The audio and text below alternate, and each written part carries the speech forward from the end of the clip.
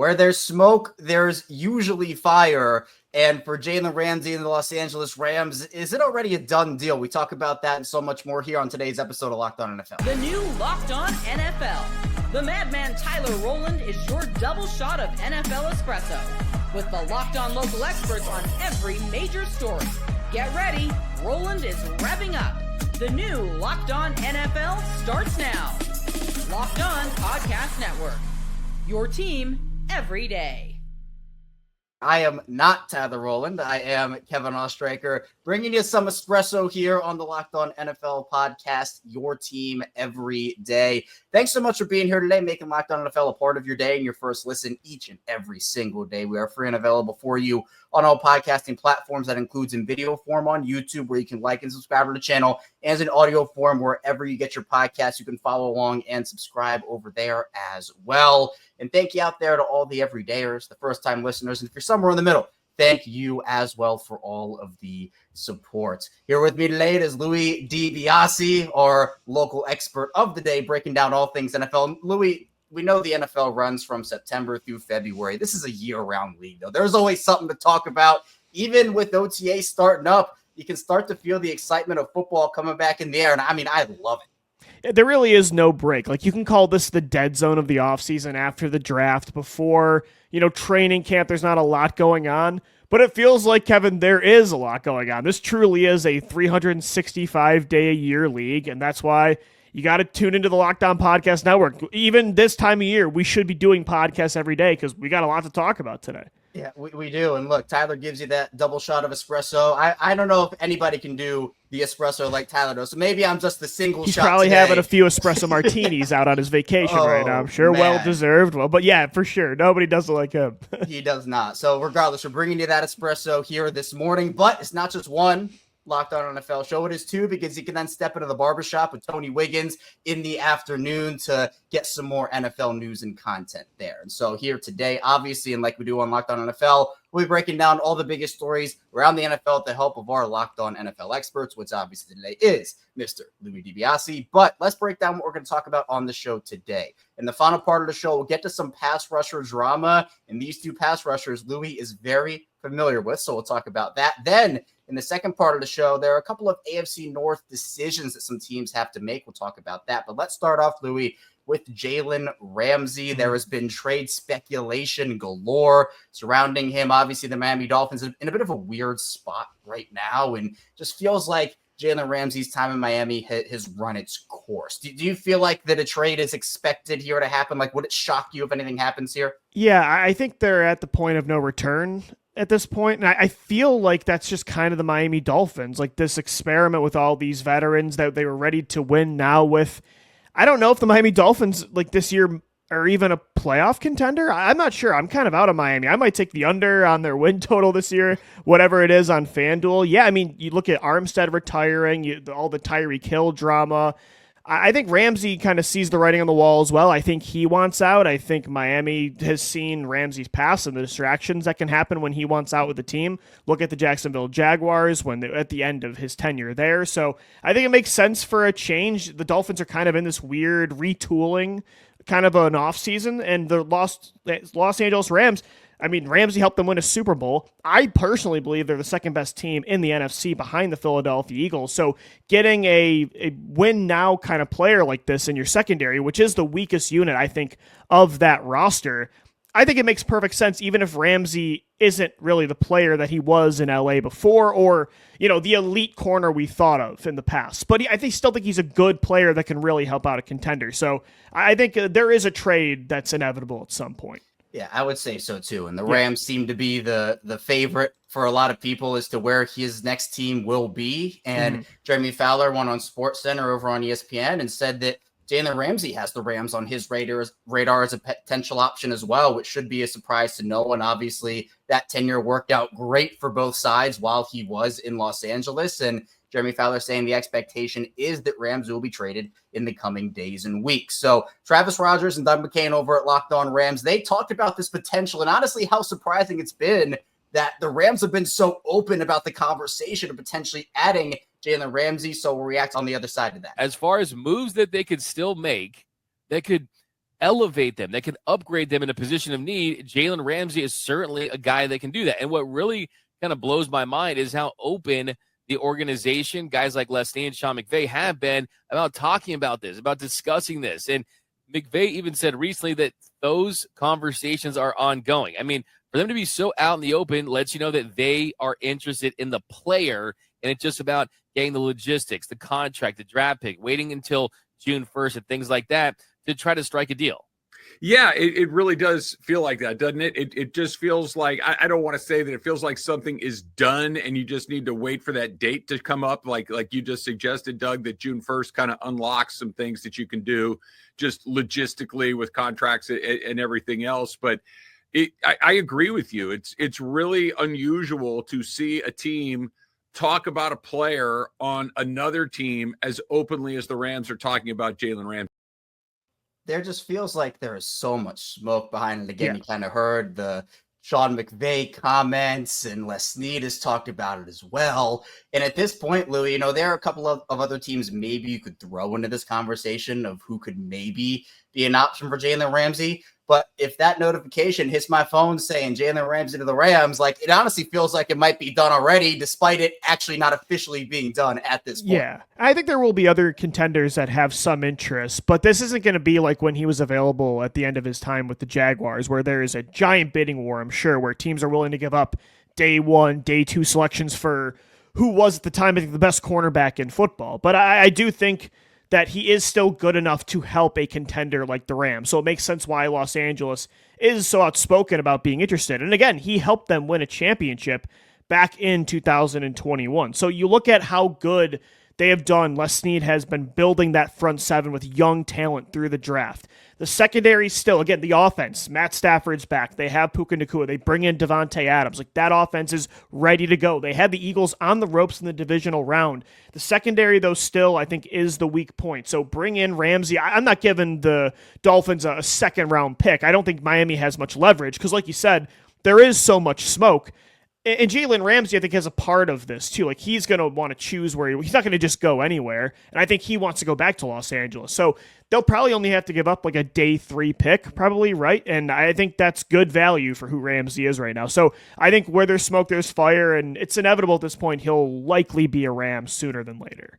Well, another NFC contender is also dealing with a cornerback situation, that being the Green Bay Packers. And Louis, there's been a lot of smoke around Jair Alexander potentially leaving the Packers over the course of this offseason. Obviously made some very cryptic comments earlier this year and offseason wise as well. And it felt like inevitably he was just going to be gone. The Packers are going to move on, whether be it via trade or just maybe they outright release him. But as the months have passed and there's been no moves, it now looks like Jair might just be back in Green Bay. And he's been someone that, look, when he's on the field, Lou, we know he is an incredible player, but he has missed a substantial amount of games over the last 4 seasons. His totals over the last 4 years, 4 games, then 16, but back-to-back 7-game years. So Peter Bukowski talked about if the Packers bring back Jair Alexander, it could be one of the biggest additions a team has made this offseason. Let's hear what Peter has to say, and we'll talk about it on the other side. It's looking more and more like Jair Alexander is going to be a Green Bay Packer in 2025. If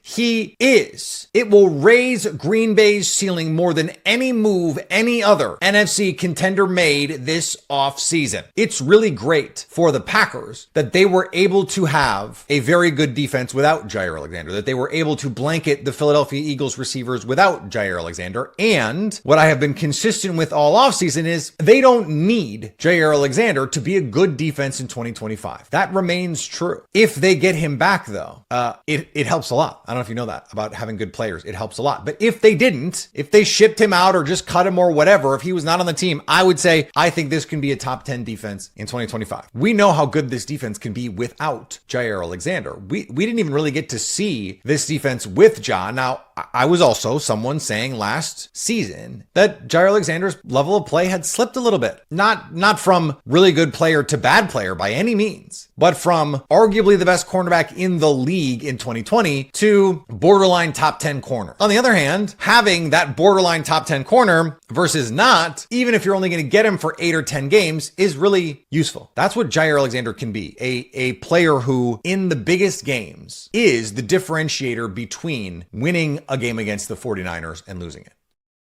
Man, so Peter over there on Locked On Packers, truly, I think he'd be fine either way, whether Jair Alexander was on the team or not. But, Louis, having a good player like Jair on that team, on that defense, it can do nothing but help you, especially with that Packers defense that has a lot of good players on it already. Yeah, it's a similar situation to the Rams. This is a playoff contender that is bringing in a corner in a way, this time through health, not through a trade, that again isn't the elite player he once was years ago, but can still help a playoff contender. Now, I think the injuries are the reason that Alexander's market was pretty dry. If the Packers could have got like a conditional third or fourth round pick for him, they probably would have took that offer. But since that wasn't out there, I think the better move to just cut him. Like I don't think that's the move. I'd rather just hope for the best that he does play, at least 11 to 13 games in the regular season. Hopefully he's healthy for the playoffs, and then you make a run. I think that's better than the alternative of just letting that caliber of player go. Because,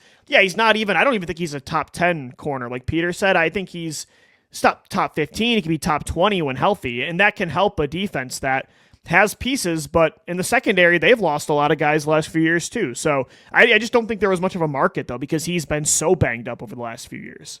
Yeah, and if it doesn't work for them this season, there is an out for them after next year. Or if it does, they have him under contract for one more year. Right. So, look, having a vet like Jair Alexander on this team who is still, I think, a really good cornerback. Yeah. Again, the peak of his powers, Jair, probably maybe not at this point with the injuries, but still, he can help you out in a lot of different ways. And coming up in the second part of the show, some AFC North teams have some decisions to make in different ways. So stay tuned. We'll talk about that coming up on Locked On NFL.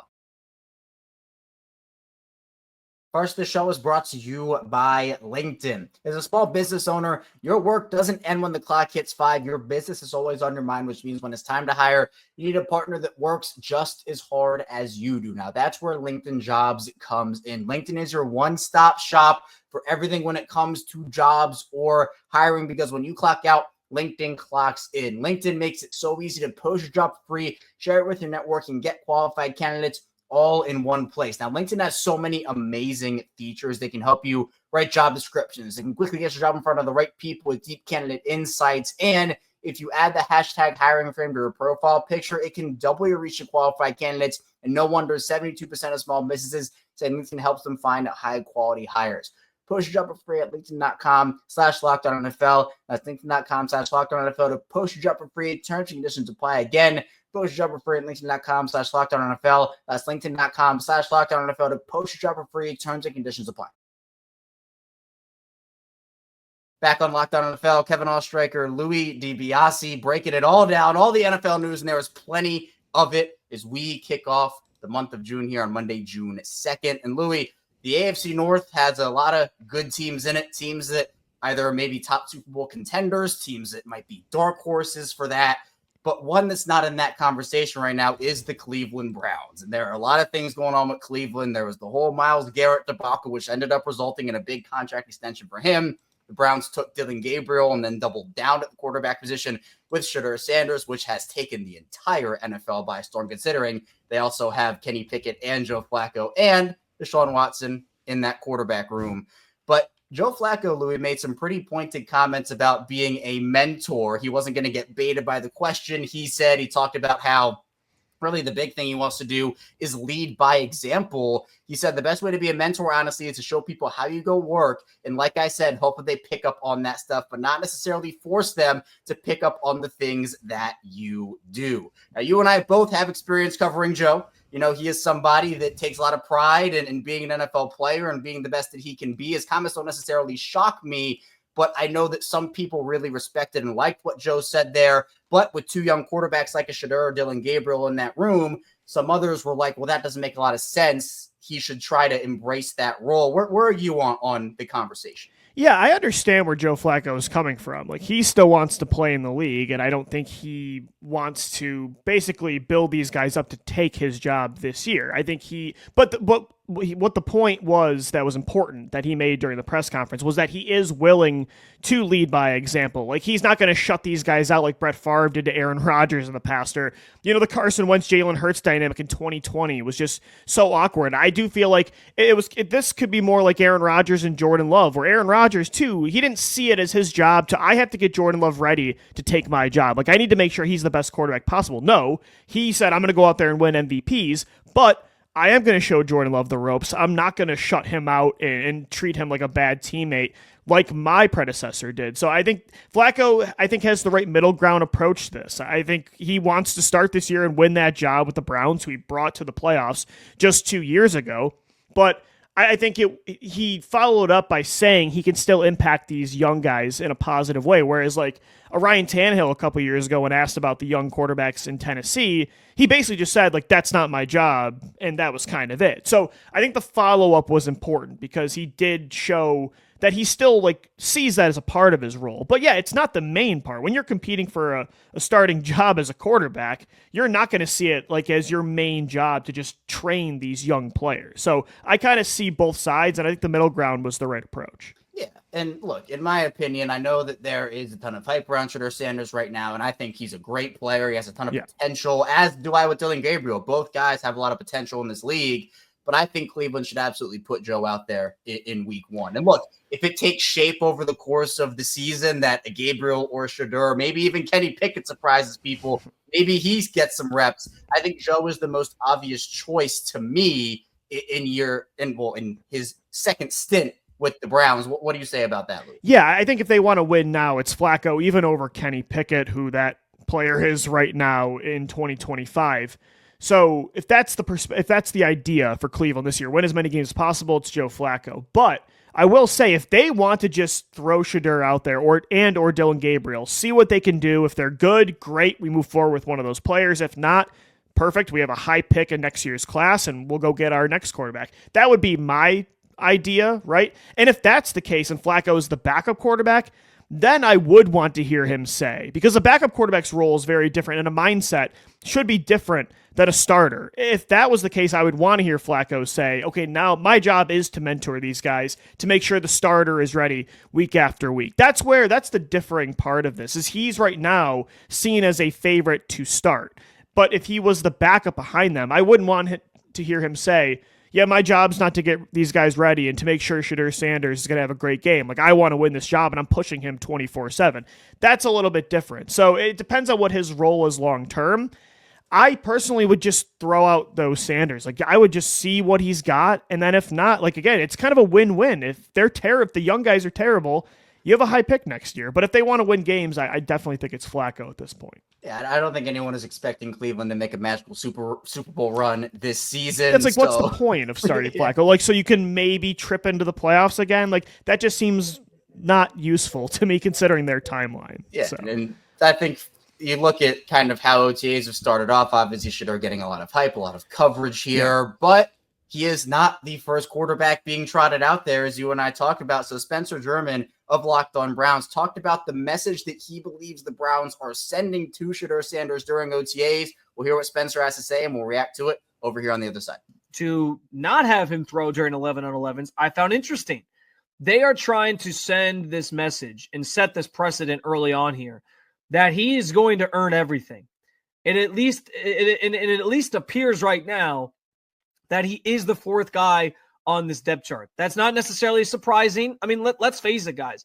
The Browns passed on Shedeur 6 times before they finally took him in the 5th round. Shedeur's okay with that. Shedeur has said nothing but the right things since he's been here about the idea that he's competing. He is focused on trying to do his part to win this job and get better and improve and prove to himself that he can do this at a high level. It's not a negative thing that the Browns are handling him this way. I think he actually embraces it. And I think that's the best thing that you can get from any of this, is like the idea that there's a player who is, being told, hey, you got to earn it. And he's taking that and running with it. Yeah. And I think that this is not shocking to me either. I agree with Spencer where, he shouldn't be getting special treatment, and he is not, clearly. And Shedeur is okay with that, like Spencer said, where he is there to compete and he is there to prove that based off of his talent, he deserves to win that job, as is Dylan Gabriel, as is Joe Flacco, as is Kenny Pickett. I don't think anybody's really factoring in Deshaun Watson into Cleveland's quarterback situation anymore. So those four guys, but look, I give Shedeur a lot of credit. There's always someone that is going to want a story out of, him, and whether it be his football background, his family's football background, whatever it may be. But to me, I think that, he fell the way that he did for, reasons.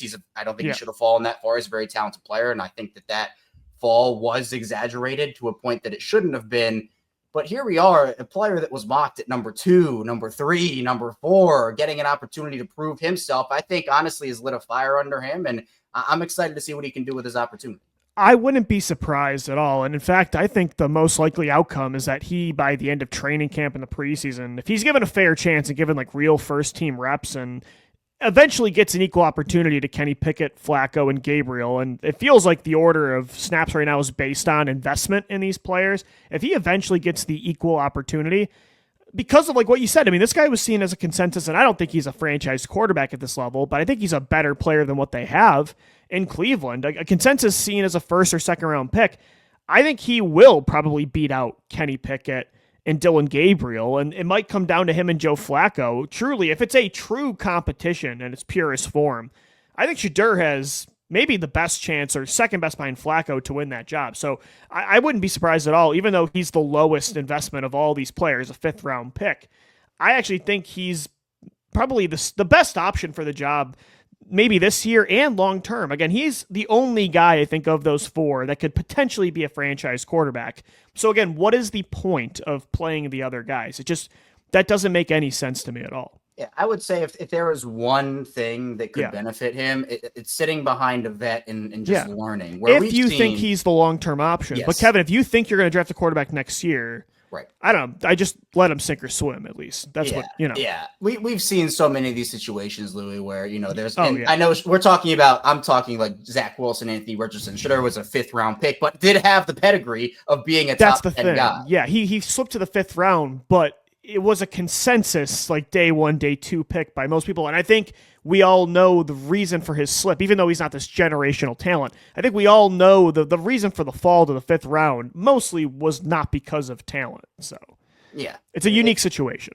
Yeah. And so if he's able to go out there and perform and Cleveland gets a steal there, it's great. But as Spencer did note, they did pass on him 6 times before finally making the move. So the Browns have their decision to make there. The Steelers also have a decision to make with one of their star defenders in TJ Watt.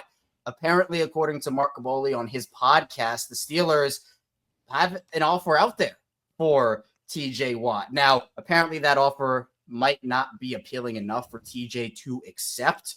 The story behind TJ Watt is he'll turn 31 during the 2025 season. His deal right now is 4 years, $112 million. And Louis, we've seen a lot of these star pass rushers get some deals this offseason. Myles Garrett at $40 million. Danielle Hunter got a 1-year, $35 million extension. Max Crosby at $35 million. Nick Bosa is making $34 million per season. Now, TJ Watt turning 31 during the season might have the Steelers feeling a little bit cautious. And honestly, he's been labeled as an injury-prone player, but Chris Carter of Locked On Steelers does not agree with that. So we'll hear what Chris has to say here about TJ Watt being that quote-unquote injury-prone player. Prone, they're bad. Like people call TJ Watt injury-prone. That man has played 17 full games. Played 17 games in back-to-back regular seasons. Yes, he missed the playoffs 2 years ago because he had a helmet driven his knee backwards in the most awkward position. Like anybody would have gotten takeout at that. That doesn't make you injury-prone. Injury-prone is when you can't finish a season ever,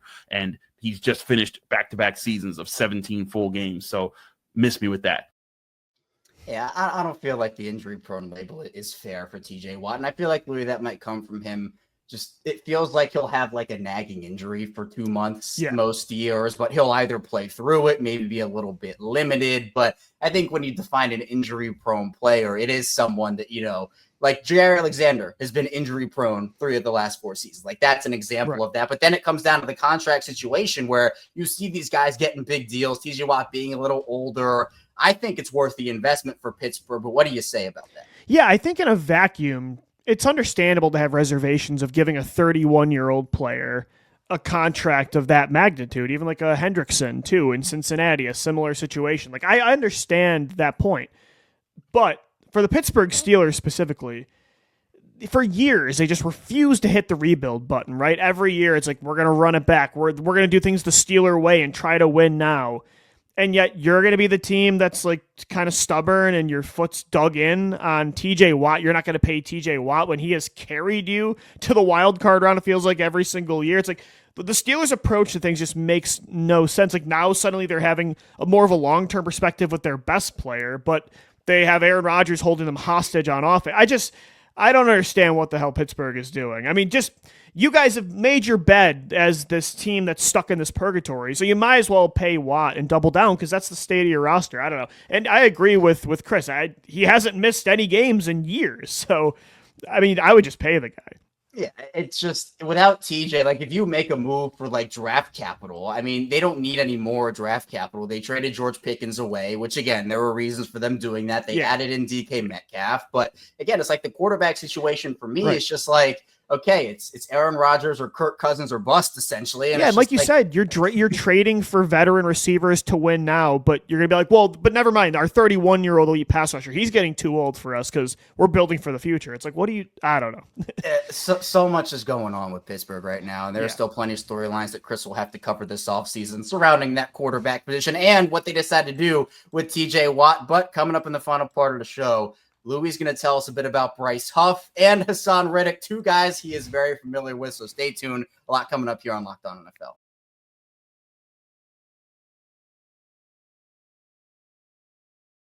Locked On NFL. It is Kevin Oestreicher and Louis DiBiase filling in with you here. I'm filling in for Tyler Rowland here, the Madman. And of course, you can catch Locked On NFL 5 days per week on the Locked On Podcast Network, your team every day. And be sure you go check out Tony Wiggins over at the Barbershop for your second listen of the day as well. Now, Louis, the Bryce Huff tenure in Philadelphia is officially over. Did not go the way that Howie Roseman and company expected. He is off to San Francisco. Can you tell us a bit about just what went down here with Bryce Huff, why they moved on, and why essentially this became one of Howie Roseman's most glaring misses? Yeah, Bryce Huff, this might be Howie's biggest miss, considering how much he invested in Huff since, I would say, the miss of Jalen Reagor in the first round of the 2020 NFL draft. Like, he paid Bryce Huff to be their elite pass rusher, to replace Hassan Reddick, who had almost, I think, 20, 25 to 30 sacks in 2 years with the Eagles. Like, he had a 19 sack season when you combine the playoffs in 2022, had another double-digit sack season in 2023. The Eagles said, we're not going to pay Reddick. We're going to bring in Bryce Huff. We're going to pay him $17 million a year and project that he'll take that next step. It just never worked. With the Jets in 2023, he led the league in pass rush win rate. He had 10 sacks, a career high. They thought he would keep elevating and continuing that trajectory. But I think what happened was Vic Fangio and the Eagles wanted him to be this every down player that could wear more hats than he did with the Jets. Again, they paid him more based on him being a projection because they can get him cheaper than Reddick. However, Huff ended up just being a player that you could only really have his hand in the dirt, rushing the quarterback in obvious pass rushing situations. Fangio didn't really want to use him that way, so he kind of fell out of favor. Nolan Smith broke out. Josh Sweat was having a really good year. Jalix Hunt, their third-round rookie, started to emerge at the end of the year. So Huff just never really gained traction in the lineup. He lost the trust of Fangio, then got injured. By the time the playoffs came around, he was a healthy scratch in the Super Bowl. So yeah, it was a big miss. It's unbelievable that Howie's biggest investment last offseason really doesn't even matter that he missed because he hit on almost everything else. But I just feel like I don't even want to blame Huff. He didn't play great, but I just feel like it was a wrong fit. And if you told me he bounced back with Robert Saleh and the 49ers when Saleh got a career year out of Huff 2 years ago, I wouldn't be surprised. I just don't think it was the right marriage for either side. And so I get the philosophy behind bringing him in. But yeah, it didn't work. Yeah, for as good as Howie is, it's everybody is not immune. Everybody's not perfect. And so for Howie, it's a tough miss. But again, it didn't end up mattering all that much because he won the Super Bowl anyway and move off of him to San Francisco. And speaking of disgruntled pass rusher, Hassan Reddick certainly was that after he was traded to the Jets by the Eagles. Obviously, he ended up coming back. There was an agreement. He didn't, really do a ton with New York. He signed a deal with Tampa Bay, 1 year, $14 million. And Louis, he was not at OTAs for the Bucs. And James Yarko talked about this on Locked On Bucs. So we'll hear James's reaction to it. And then you and I will talk about what it actually means and if Reddick should show up to Bucs OTAs. I want to start with the players that were not in attendance. And they were Mike Evans, Chris Godwin, Tristan Wirfs, Luke Gedeke, Levante David, Greg Gaines, Sua Opeta, Luke Haggard, and Hassan Reddick. The thing that I want to point to here is the absence of Reddick, because there were a lot of people freaking out that he was not there. First and foremost, just a reminder, these are voluntary workouts. So it's great when some of the older vets are there. I think it would have been nice for Reddick to be there. Not a big deal that he's not, but I think a lot of people, Evan, are having flashbacks to Randy Gregory, who was a no-show from the minute he signed his contract. I don't think it's that serious. And I just want to caution people to relax and calm down, because I do not think that Reddick is going to pull a Gregory, and it's really okay that he's not at OTAs. All right, Louis. James says it's not a big deal. Do you agree with James, or do you think that this is a bigger deal than some people might be making it out to be right now? In general, he's correct. Like, if it's just player X didn't show up to voluntary OTAs and he's this long-term proven veteran, okay, I would understand that. But considering the context of Hassan Reddick's situation, when last year he held out for the majority of the season with the New York Jets, he kind of has a reputation to save. And I totally understood Reddick's case last year. Like, I was very empathetic to his situation, and I believe he was making the right decision. I think he deserved to get paid by Philly. They didn't want to pay him. Then the Jets thought he was going to play on that contract. Like, I totally understood the holdout. But now you're going to a new team. You did accept this new contract. You have to build that value back, whether it's your fault or not. You had to sign this one-year prove-it deal to try to reset your market, and to not show up from the jump again is not going to help, because whether you're justified or not in your actions, the NFL now sees you in a certain light, and that's why you had to sign a prove-it deal. So I think he should have showed up. Again, if any other player, like, I understand why Mike Evans didn't show up, but Reddick, it's a unique case considering what the decisions he made were last year. So I think he had to be there.